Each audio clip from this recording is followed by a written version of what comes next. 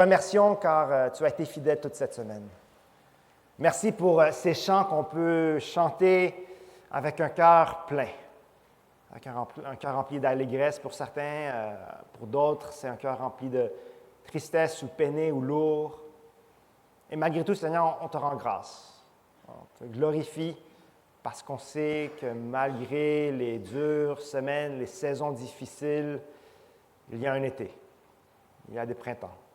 On te remercie, Seigneur, car tu es toujours au travail et que tu veilles toujours sur nous. Alors, on prie, alors qu'on commence à regarder les paroles écrites par Saint Paul, Seigneur, que ça vienne nous toucher, ça vienne nous fortifier. Seigneur, je prie que s'il y a quelque chose que tu veux mettre à découvert dans nos vies, Seigneur, qu'on soit humble et qu'on te laisse travailler dans nos cœurs.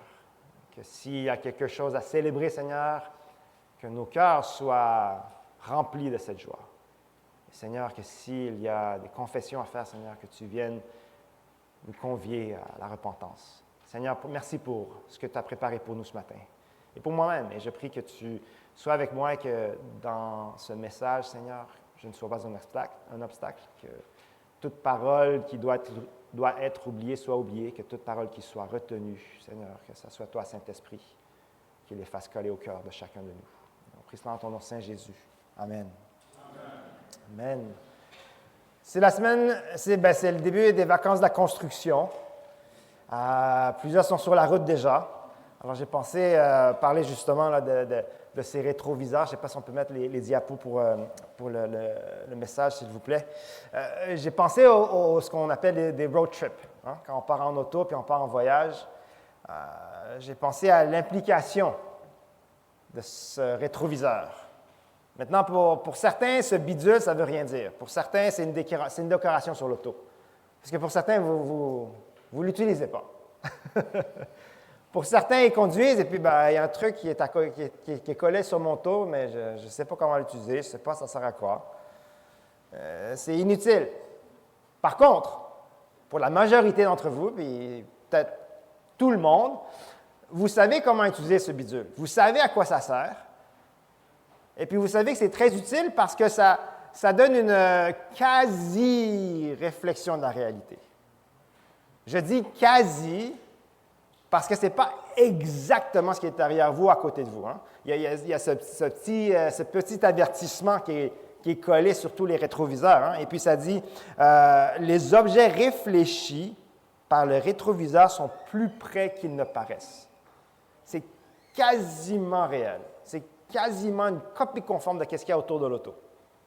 Mais ce ne l'est pas parce que ce qui est plus près dans le rétroviseur est actuellement, présentement, plus loin. Et puis ça, on se souvient de ça quand on est nouveau conducteur. Moi-même, je dois avoir cette confession parmi vous. Au début, quand j'ai commencé à conduire, je voulais tourner, puis des fois, ça m'arrive des fois maintenant aussi. Je conduis, je veux changer de voie. Et puis, je regarde dans mon rétroviseur, puis là, je me dis, il y a une auto qui s'en vient, je vais attendre. Et puis là, j'attends. Puis là, c'est assuré, ma femme me regarde, mais qu'est-ce que t'attends pour tourner? Je dis, mais tu ne vois pas dans le rétroviseur? Là, j'attends, mais l'auto est vraiment loin, mais c'est juste que dans le rétroviseur, elle est vraiment près. Puis là, ma femme me dit, vas-y. Maintenant, à cause de nos beaux hivers, là, je sais que c'est l'été, puis on ne pense pas à l'hiver, mais si vous allez chez Costco, vous allez voir, les manteaux sont déjà sortis. Là. Alors, je vous parle de l'hiver pareil. On a chanté l'hiver aussi. Mais quand on arrive à l'hiver, la prochaine diapo, s'il vous plaît, on a une double confusion. Dans la prochaine diapo, on va voir, il y a une double confusion parce que non seulement les choses sont plus près, est-ce que c'est moi qui contrôle les diapos ou... Non? OK. Prochaine diapo, s'il vous plaît. Dans le rétroviseur, durant l'hiver, la prochaine, excusez-moi. Voilà, merci. L'hiver, c'est ça qui arrive. Le rétroviseur devient bien givré. Hein? On ne voit pas, en plus que les objets paraissent plus près qu'ils le sont, durant l'hiver, à cause de la buée, à cause du verglas, à cause du froid, il y a un film de glace qui se colle sur ça. Ou, si vous êtes comme moi et que vous êtes bien cheap, bien, vous allez à la station d'essence et puis vous utilisez le gros squeegee géant là, pour nettoyer la petite fenêtre. Puis là, vous ne pouvez jamais prendre les coins, puis ça ne se nettoie jamais comme il faut, puis ça revient comme ça. Quand ça devient comme ça, il y a une double confusion parce que non seulement les objets sont plus loin, mais sont aussi déformés. Alors, ce qui ressemble à un petit enfant emmitouflé qui marche sur le coin de la rue, mais en fait, c'est un chien qui est habillé pour l'hiver. Ce qui ressemble à un auto garé qui s'en vient, bien, en fait, c'est un enfant qui est en train de, je ne sais pas, moi, qui est en train de descendre la rue. Quand vous reculez et puis que vous voyez un truc rouge, vous pensez que c'est une lumière, un stop, ben non, c'est Montréal, c'est un cône jaune. Alors, les miroirs givrés, le rétroviseur propre, donnent seulement une quasi-réalité, une quasi-réflexion de ce qui est vraiment autour de nous. La réalité n'est pas parfaite. Et la réalité, sans les rétroviseurs aussi, n'est pas parfaite. Quand on regarde ce qui se passe dans la bande de Gaza avec les bombardements et puis la région à feu à sang, la réalité n'est pas parfaite.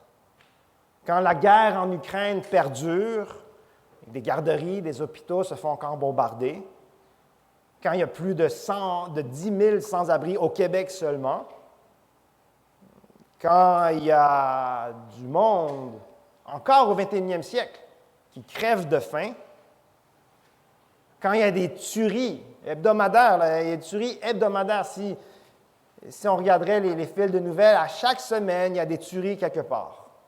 Il y a quelqu'un qui a décidé de tirer sur des gens. Il y a quelqu'un qui a décidé d'aller écraser des gens en auto. Il y a des gens qui ont décidé d'aller et poignarder des gens en masse, à chaque semaine. Quand on lit qu'il y a de nombreuses inondations puis des désastres naturels partout en Asie, en Afrique, en Amérique latine, en Europe même, des feux partout, la réalité n'est pas parfaite, comme quand on regarde dans le rétroviseur. Est-ce qu'on peut avoir, la prochaine diapo, s'il vous plaît, est-ce qu'on peut avoir des éclaircissements pour la raison de ces désastres? Est-ce qu'on peut avoir des éclaircissements pour alléger justement nos cœurs?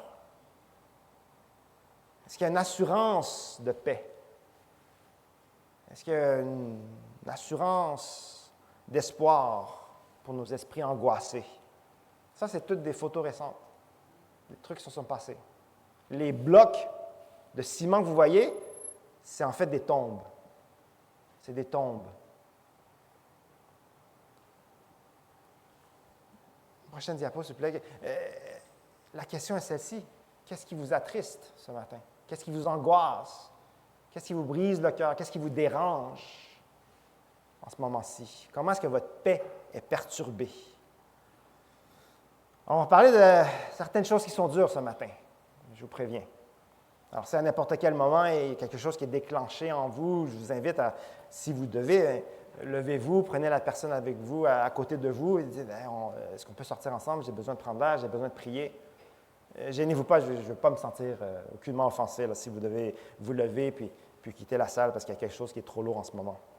Puis c'est normal, il y a tellement de choses autour de nous qui font en sorte que la réalité n'est pas ce qu'elle devrait être. Alors ne vous gênez pas.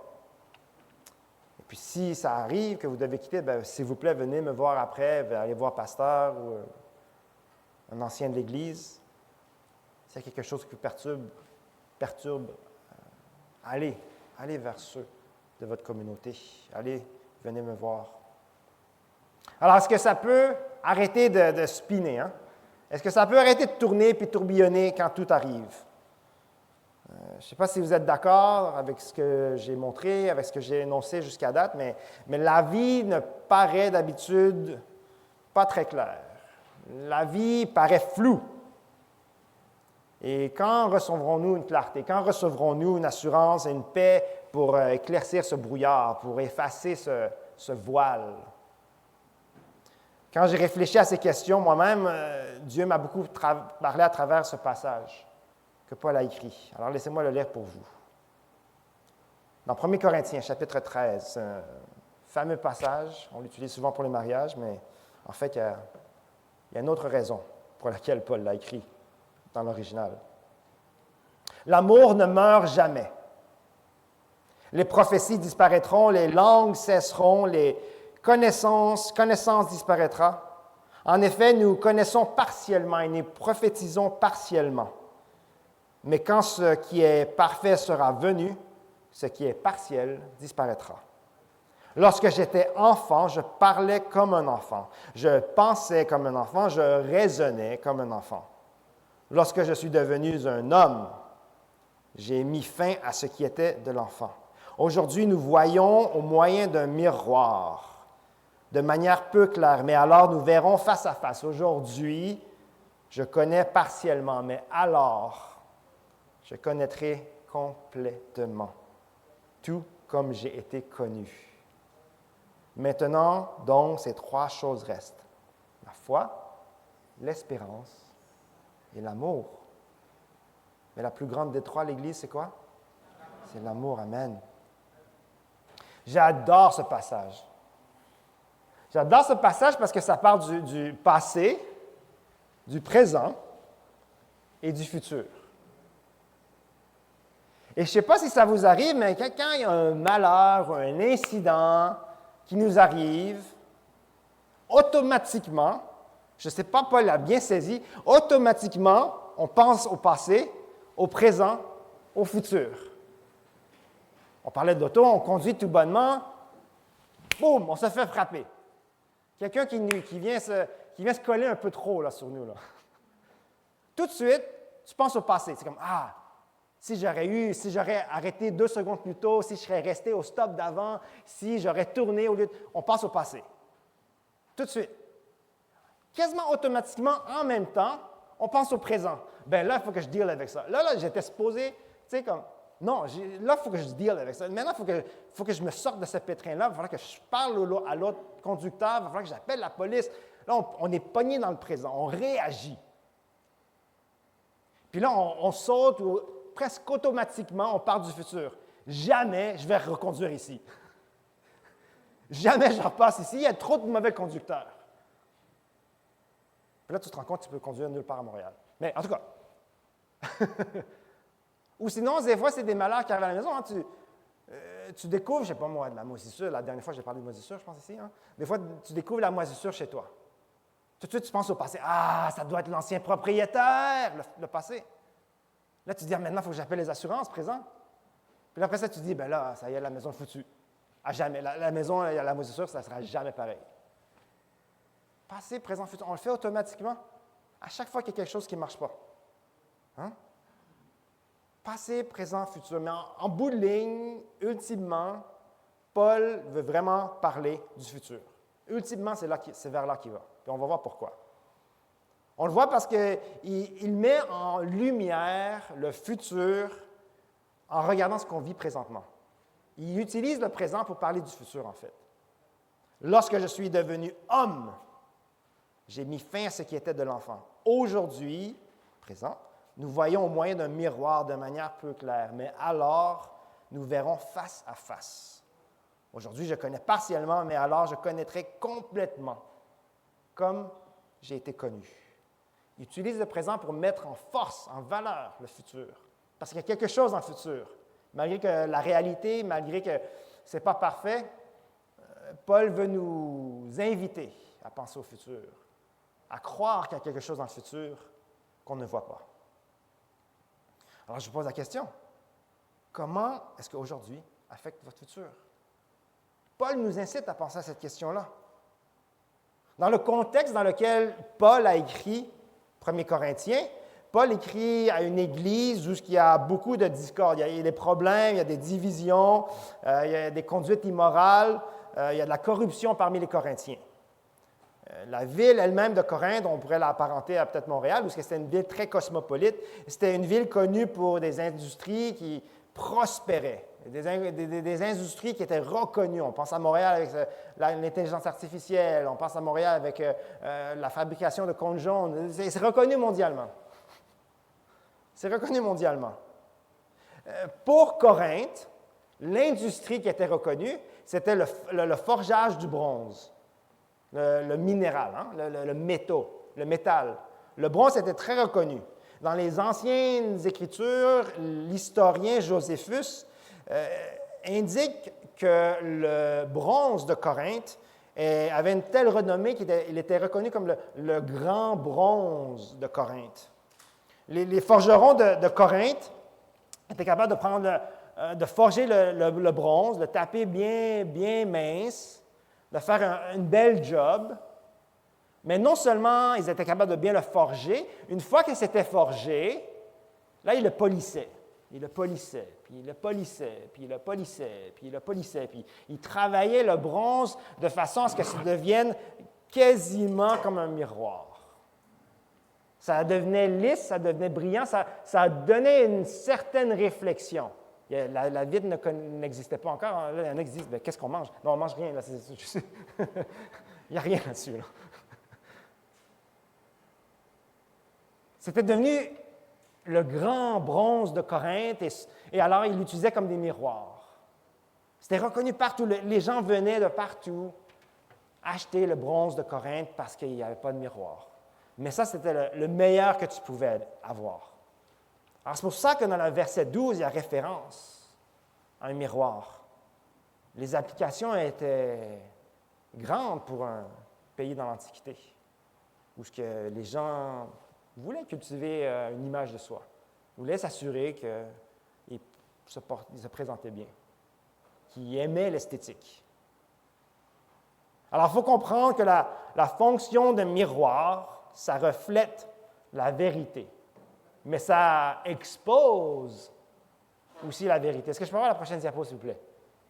Ça expose la vérité. Alors, quand on dit miroir, miroir, qui est le plus beau? Là, moi, je regarde dans le miroir, moi, c'est ça que je vois. Moi, je vois cette réflexion. Je me dis, hey, c'est un beau gars. C'est vraiment un beau gars. Mais la réalité est autrement parce que, en fin de compte, la personne que je vois dans le miroir, ce n'est pas moi, c'est quelqu'un d'autre. Est-ce que je peux voir l'autre personne? L'autre diapo, s'il vous plaît. Moi, je veux voir ça, mais je vois quelque chose de vraiment flou. Je crois que je vois ça, mais ce n'est pas ça. C'est vraiment pas ça. Ça expose nos faiblesses. Moi, je pense que je ressemble à ça. C'est pas vrai. J'aime mieux l'autre miroir, en fait. J'aime mieux le miroir tout flou. Comme dans les diapos qu'on avait avec l'image de cet acteur, le miroir dont Paul parle ne donne pas une bonne réflexion, ne donne pas, c'est flou. Le bronze poli, même le meilleur bronze, le meilleur grand bronze de Corinthe, ne peut révéler qu'une image embrouillée, même si moi, dans ma tête, je vois ça. Une pauvre représentation de la réalité, de la vérité, une réflexion imparfaite de la vérité. Dans les Écritures, est-ce que je peux avoir la prochaine diapo, s'il vous plaît? Dans les Écritures, Paul dit qu'à cause de cette réflexion imparfaite, dans un miroir de bronze de Corinthe, il ne connaît que partiellement. Partiellement. C'est un mot-clé. Le mot dans la langue originale, dans le grec, est-ce que je peux voir la prochaine diapo? C'est le mot en enigmati. En enigmati. Je peux voir la prochaine diapo, s'il vous plaît? Merci. En enigmati. Laissez-moi vous demander ça. On remonte, merci. En enigmati, ça vous rappelle quel mot? Énigme. Là, je vois plusieurs épouses qui regardent leur mari. Énigme. C'est une énigme. Partiellement, c'est l'idée de l'énigme. Alors, tout le monde ensemble, on va dire en enigmati. 1, 2, 3. Ah, encore une fois, je vois les épouses regarder leur mari. Là, vous venez de passer votre cours de grec 101. En enigmati. C'est un mot où, quand on voit la réalité autour de nous, oui, effectivement, oui, c'est une énigme. Pourquoi il y a autant de guerres? Oui, c'est une énigme, mais pourquoi il y a des gens aussi dérangés qui vont devoir aller tuer d'autres gens avec des fusils, avec des couteaux, avec une auto, avec des bombes? C'est une énigme. Pourquoi autant de souffrance et de violence dans certains pays? Puis on pense à vous et puis vos familles qui sont en Haïti. Malheur après malheur. Encore une fois, on est en été, mais l'hiver s'en vient. Il y en a certains qui vont probablement mourir encore au Québec à moins 50 dehors. C'est une énigme. Puis pourquoi même au Canada, on parlait des gens qui crèvent de faim, mais on ne se le cache pas, ce n'est pas juste à l'extérieur du Canada, c'est même au Canada. La quantité de banques alimentaires qui sont utilisées de nos jours, même au Canada, c'est une énigme. Comment ça se fait qu'au Canada, il y a des gens qui souffrent de faim à un point tel? Pourquoi il y a des gens qui angoissent? Pourquoi il y a des gens aussi déprimés de nos jours? On peut dire, c'est peut-être à cause de ça, c'est peut-être à cause de ça, la recherche dit ceci, mais c'est quand même une énigme aussi. Pourquoi autant d'énigmes? En ce moment, toutes ces énigmes sont des énigmes pour nous, mais pas pour Dieu. Amen? Pour Dieu, ce ne sont pas des énigmes. Même des personnages étranges, juste au sud de nous, qui font toutes sortes d'affaires, qu'on ne comprend pas, même ces personnes-là ne sont pas des énigmes. Dieu voit ces personnages et dit, moi, je te vois de fond en comble. Tu dis des choses qui n'ont pas rapport, tu dis n'importe sorte de sottise, tu n'es pas une énigme pour moi. Alors, malgré qu'il y a même des gens qui sont des énigmes, pour Dieu, c'est rien. Un jour, peut-être qu'on comprendra ces gens, et peut-être, comme la parodie, on comprendra complètement, puis là, ça c'est assez profond, mais je ne passe pas trop de temps dessus, mais on comprendra comme Dieu nous connaît. Tous ces malheurs là, qui nous arrivent, tous ces malheurs autour de nous dans ce monde, un jour, on comprendra, on verra complètement comme Dieu nous voit. Dieu, le Créateur, le Façonneur, le Faiseur de vie, celui qui a insufflé le Saint-Esprit en nous, savait comment rendre vivant cette création de poussière. On va comprendre, on va voir comme lui nous voit. Je ne peux même pas commencer à comprendre comment il va faire ça parce que moi, je connais mes limitations. Mais c'est comme si Dieu va enlever un voile ou je ne sais pas, il va faire une switch ou je ne sais pas, il va faire un upgrade, je ne sais pas. J'espère que ça ne sera pas comme un upgrade comme le Windows 10 de cette semaine, mais il va y avoir quelque chose qui va arriver qui va faire en sorte qu'on va pouvoir voir comme lui il voit. Ouf. En d'autres mots, un jour, on va comprendre complètement. Tout comme Dieu nous connaît. Un manque de compréhension, alors, vient peut-être un manque de maturité ou un manque de développement, mais ça démontre qu'il y a un manque, ça expose. Hein, on parle du miroir qui expose, ça expose une faiblesse en nous, quelque chose qui n'est pas parfait. Quand on a du trouble à comprendre quelque chose, comment est-ce qu'on réagit? Pensez à un enfant, là, on commence par les enfants. Un enfant qui ne comprend pas quelque chose, c'est quoi sa réaction? D'habitude, c'est une réaction immature. Mais pourquoi je ne peux pas manger toute une tarte avant souper? Pourquoi je ne peux pas regarder la tablette pendant 24 heures? Réaction immature. Là, on va un peu plus vieux. Mais pourquoi je ne peux pas réveiller toute la nuit puis jouer aux jeux vidéo? Je vais aller à l'école demain, c'est correct, il n'y a pas de problème. Je suis un ado, j'ai plein d'énergie. On va un peu plus vieux. Mais pourquoi je ne peux pas m'acheter cette maison-là? Pourquoi je ne peux pas me permettre cette job-là? Pourquoi je ne peux pas aller à Hawaï chaque année en vacances?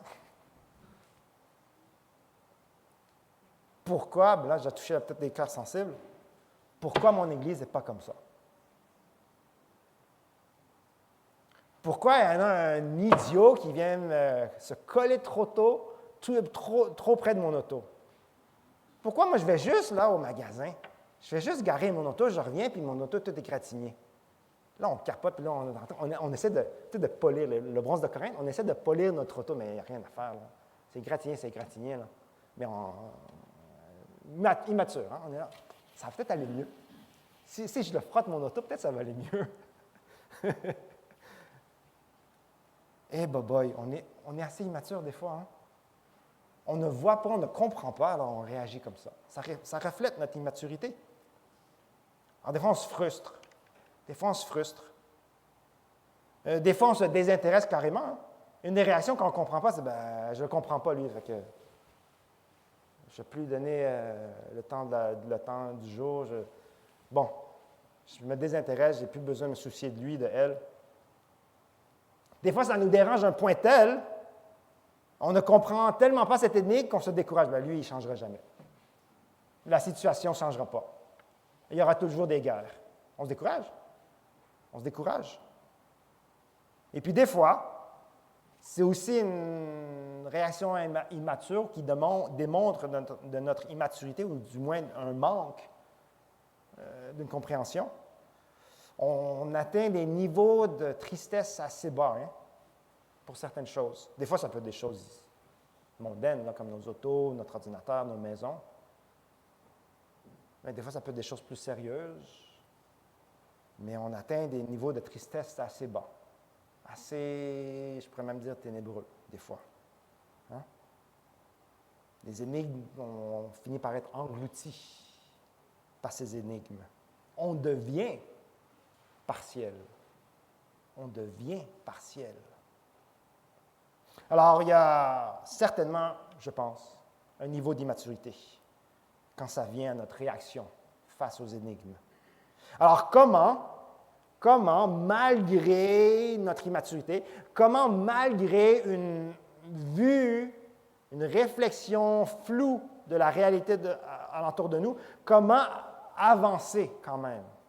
Comment pouvoir continuer sur notre chemin, malgré notre immaturité, malgré les choses qui vont continuer à arriver? Malgré les choses qui vont continuer à arriver. Paul nous exhorte à avancer dans 3 choses. La foi, l'espérance, et l'Église, l'amour. L'amour. On va commencer par la première, la foi. Est-ce que je peux avoir la prochaine diapo, s'il vous plaît? On va avancer. Excusez-moi encore. La prochaine, excusez-moi. Oui. Or, la foi, c'est ceci, Hébreux 11, 1. Or, la foi, c'est la ferme assurance des choses qu'on espère, la démonstration de celles qu'on ne voit pas. La foi est pratiquée dans le présent. C'est dans le présent qu'on pratique la foi. Quand la guerre en Ukraine a commencé, il y avait des grands appels à la foi. Quand la pandémie a commencé, des grands appels à la foi. Quand 2 avions se sont écrasés sur 2 tours à New York, on a appelé à la foi. C'est dans le présent. Quand nos cœurs sont lourds, quand nos esprits luttent présentement, allez, on exerce la foi. C'est cette ferme assurance qu'on a un Dieu, on a un Seigneur dans lequel on peut dépendre, que quand on entend tout de suite à la nouvelle un autre hôpital bombardé, il faut que je pratique ma foi, je sais, la réalité, c'est qu'il y a des centaines d'enfants qui sont morts dans cet hôpital-là, dans cette école-là, mais appel à la foi.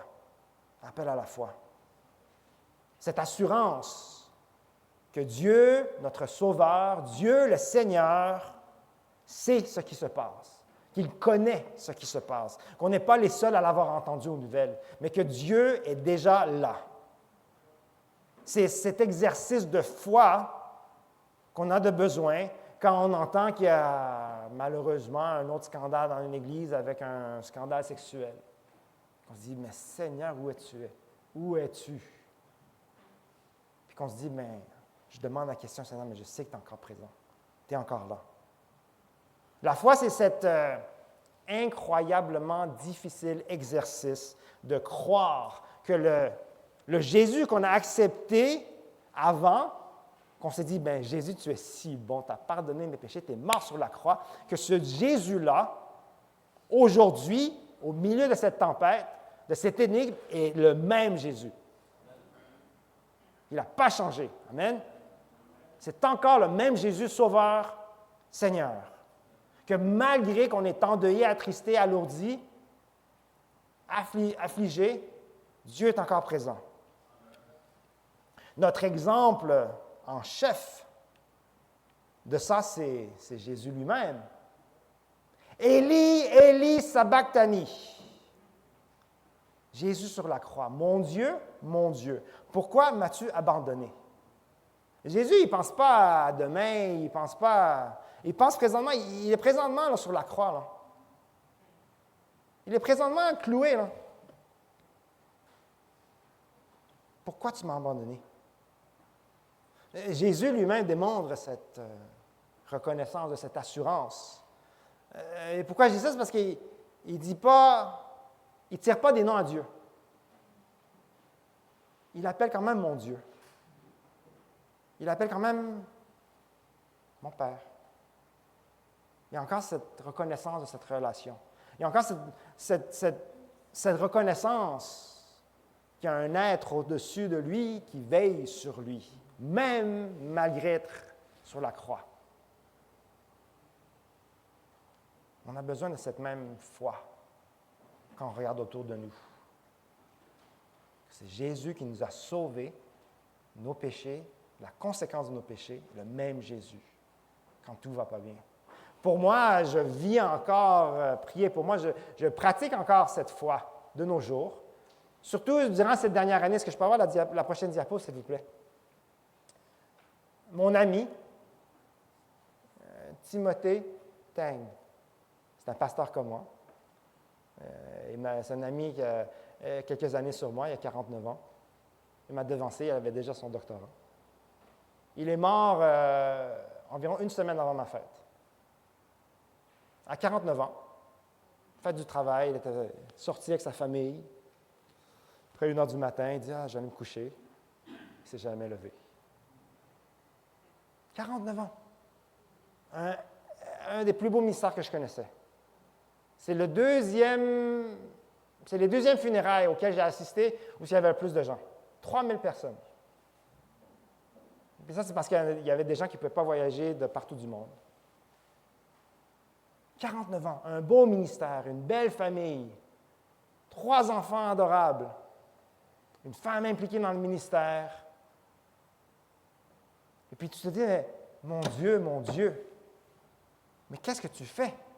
Pourquoi tu as abandonné cette famille-là?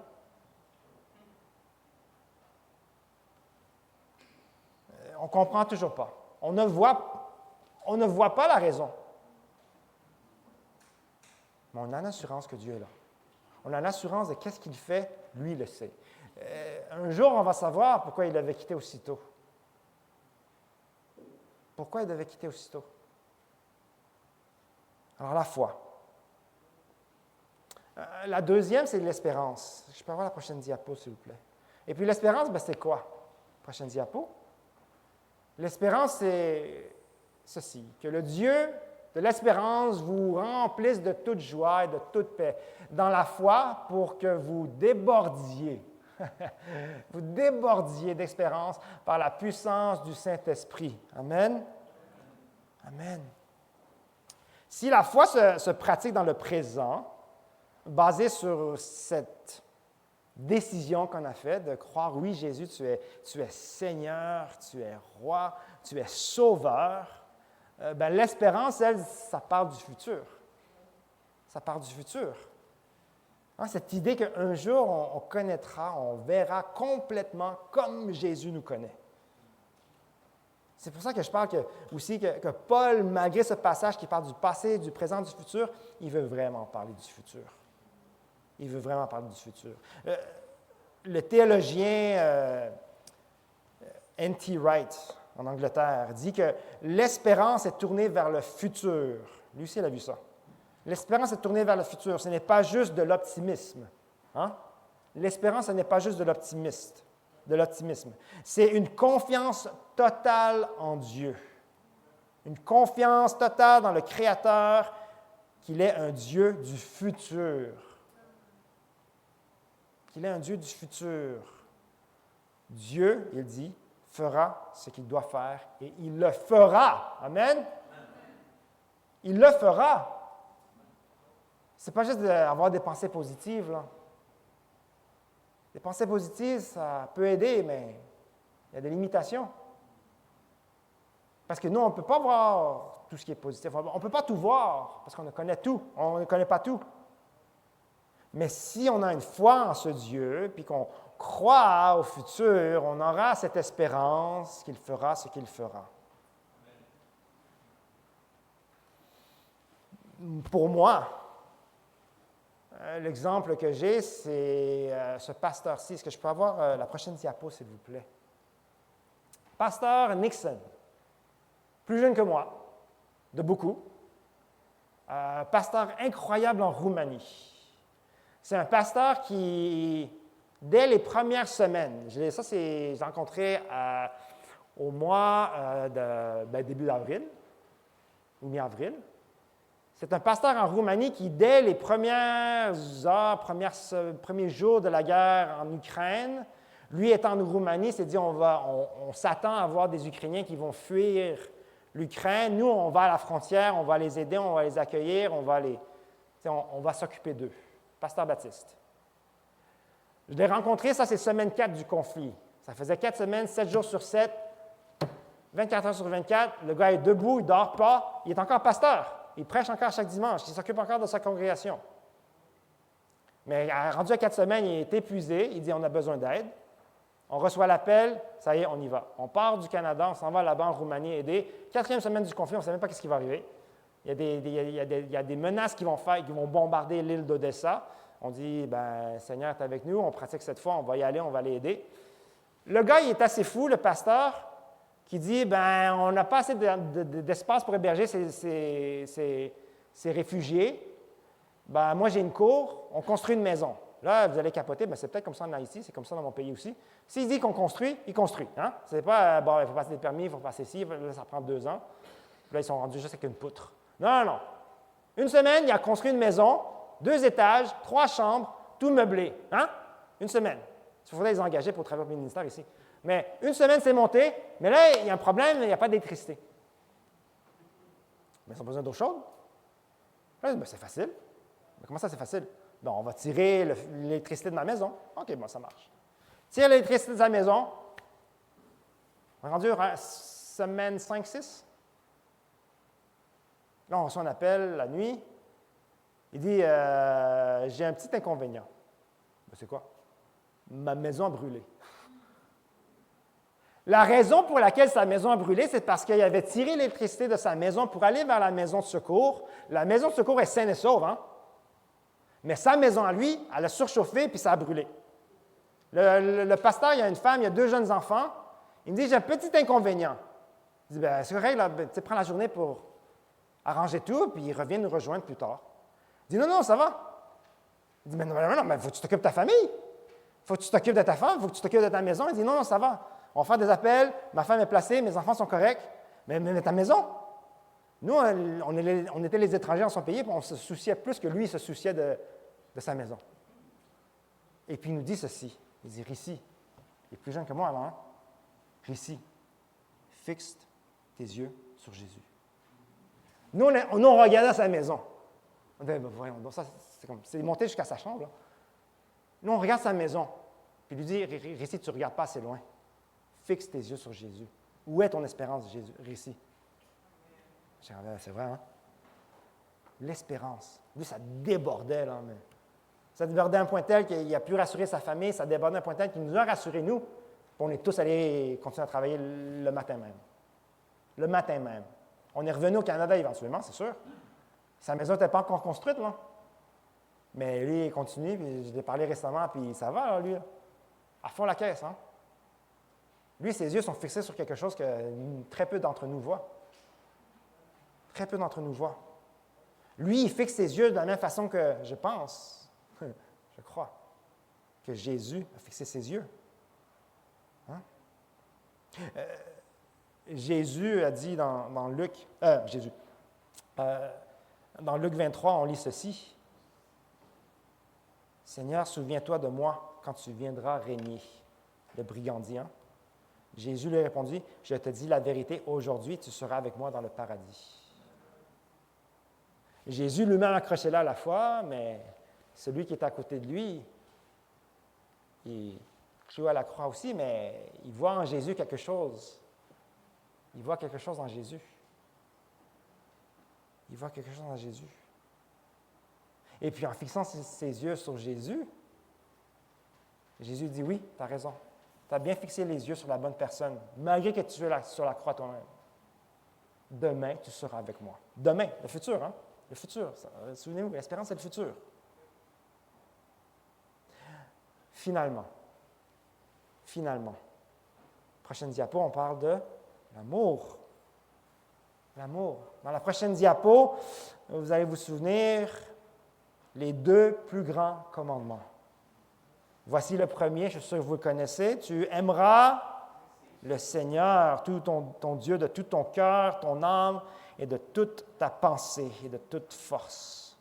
Deuxièmement, tu aimeras ton prochain comme toi-même. L'amour, le plus grand des 3. Encore une fois, le même théologien, N.T. Wright, de l'Angleterre, dit « L'amour n'est pas une tâche. » Ça m'a bouleversé quand j'ai lu ça. L'amour n'est pas une tâche. On voit un commandement, on voit quelque chose à accomplir, on voit une mission, on voit quelque chose à faire. Mais ce n'est pas une tâche. Ce n'est même pas une responsabilité. Hein? Ah ben Jésus, tu m'as aimé en premier, donc tu m'as appris comment aimer, je sais comment aimer parce que tu m'as aimé en premier. Ce n'est pas simplement une responsabilité. C'est notre destinée. Là, mais c'est un peu baptiste, je suis comme, mais de quoi il parle, lui? Mais c'est notre destinée. Puis encore une fois, ça rentre dans le cadre que Paul parle du futur. Hein? C'est notre destinée. N.T. Wright dit « L'amour est le langage qui sera parlé dans l'éternité, quand toutes les énigmes seront rendues clarifiées. » Quand toutes les énigmes seront clarifiées, on va comprendre l'amour de Dieu. Là, maintenant, on a un petit échantillon. On a un petit goûter, là, une petite collation de l'amour de Dieu. Mais satisfaisante. Mais un jour, on va vraiment l'avoir, là. On va vraiment l'avoir, même tablée là, à l'infini. Alors, l'amour n'est pas une tâche, n'est pas une responsabilité, c'est notre destinée. L'amour est un langage qui sera parlé dans l'éternité. Si ce n'est pas encore clair, je vous donne un exercice pour cette semaine. Je vous donne un exercice surtout à pratiquer avec ces personnes qui sont des énigmes. Hein, les personnes qui sont des énigmes, puis tu dis, hey, demain c'est lundi, là, cette personne-là, là, mais elle va m'énerver. Ou demain, là, je sais, là, c'est lundi, là, cette personne-là, mais je suis découragé. Là. Ou cette personne-là est une énigme, puis tu dis, demain, là, mais je ne sais plus quoi faire. Ou cette personne qui est une énigme, puis tu dis, mais je suis à bout de souffle. Pratiquez l'amour. Pratiquez cet amour de dire, toi tu m'énerves, mais je vais t'aimer. Toi je suis découragé, mais je vais t'aimer. Toi tu me frustres, mais je vais t'aimer. Toi je ne te comprends juste pas. Je ne suis pas d'accord avec toi-même, mais je vais t'aimer. Aimer comme le Christ nous a aimés. Il aurait pu facilement dire, mais c'est quoi ton problème? On t'a créé à notre image, puis tu as quand même tout foutu en l'air. Jésus aurait pu le dire, là, mais vous êtes une énigme, moi je n'ai pas besoin de vous. Là. On reboot, on redémarre. Non, lui-même s'est avancé vers nous, l'a initié parce qu'on ne le méritait pas, il nous a aimés. Il nous a aimés. Et c'est à cause de lui, de ce Jésus qui nous a aimés malgré nos péchés, que l'amour est notre destinée. C'est pour ça qu'on a un petit échantillon, c'est pour ça qu'on a une petite collation de cet amour. Je vous mets au défi. Au lieu de réagir avec frustration, découragement, questionnement, d'aimer la personne qui sera une énigme devant vous. C'est assuré cette semaine, vous allez rencontrer quelqu'un qui est une énigme. C'est assuré. Alors, pratiquez ceci. Soyez prêts d'être comme Jésus qui est à lui-même, à la croix, à la torture, prêt à se tuer, prêt à se faire tuer, excusez-moi, a même demandé au Père, pardonne-leur, car ils ne savent pas ce qu'ils font. Et Jésus l'a pratiqué à fond, cet amour. Il l'a pratiqué à fond. Alors, c'est une énigme, oui. Pourquoi Jésus nous a choisis? Et Dieu seul sait complètement cette raison pourquoi il nous a choisis. Et face à ça, on devrait répondre avec amour, tout en pratiquant la foi, tout en pratiquant l'espérance. Et je crois que malgré que ces rétroviseurs nous donnent une réflexion floue de la réalité, on va être capable d'avancer. On va être capable d'avancer, malgré notre désobéissance. Mais si on retourne à Jésus, fois après fois, pas à pas, on va pouvoir avancer, c'est sûr. Alors, merci à Jésus. Merci à Jésus. Prions ensemble. Père éternel, nous te remercions. Nous te remercions que malgré une vision floue, malgré une réalité qui est vraiment pas claire, parce qu'on voit souvent trop de souffrances, trop de désastres, trop d'incompris. Seigneur Dieu, permets-nous de pratiquer cette foi. Permets-nous de nous souvenir de qui tu étais pour nous quand on a réalisé notre besoin éternel de toi. Sois avec nous alors qu'on pratique l'espérance et puis on prie que ce soit comme pour Jésus, que ce soit comme pour Pasteur Nixon en Roumanie, que cette espérance déborde, et qu'on soit capable de pratiquer cet amour, Seigneur. Cet même amour que toi-même, tu nous as démontré en premier alors qu'on était pécheurs, que l'on puisse la pratiquer de tout notre cœur, tout notre corps, toute notre âme, de toute notre pensée, de toutes nos forces, même quand on est découragé, même quand on est affligé ou qu'on est frustré. Permets-nous, malgré notre immaturité, de quand même pratiquer cet amour, de pouvoir avancer vers ces énigmes, de passer à travers même ces énigmes, avec foi, espérance et amour.